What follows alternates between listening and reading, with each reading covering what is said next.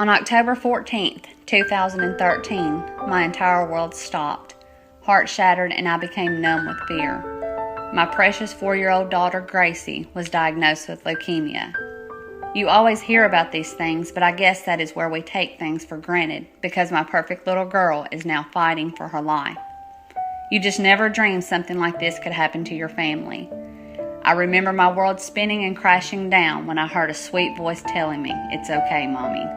At that point, I knew we were going to be okay.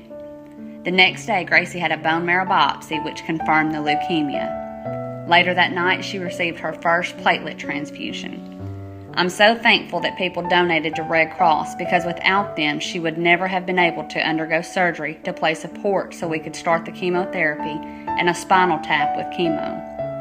She did great after surgery and was walking around 2 hours later like nothing happened. Later that night, Gracie had her first chemo treatment and some reality set in.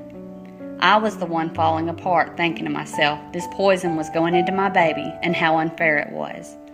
Watching her go through all of this with a smile on her face was remarkable to me. I knew we had a tough journey ahead of us, but I also knew she was strong and brave, which is what will help us get through this. We were in the hospital for nearly 2 weeks and had 3 chemo treatments along with 2 lumbar punctures. There were days that went really well, and some we had a few setbacks. We are finally home and receiving outpatient chemotherapy for now. As a mother, it's hard seeing your child weak and the life being taken out of them, especially because she has always been full of energy. Many people have reached out and the support is overwhelming. She has a Facebook page so everyone can keep up with her. Love, hope, and faith for Gracie. I find myself shedding tears while writing this, but I know that Gracie has a huge support system full of love, lots of prayers being said for her, and most important, God is watching over her.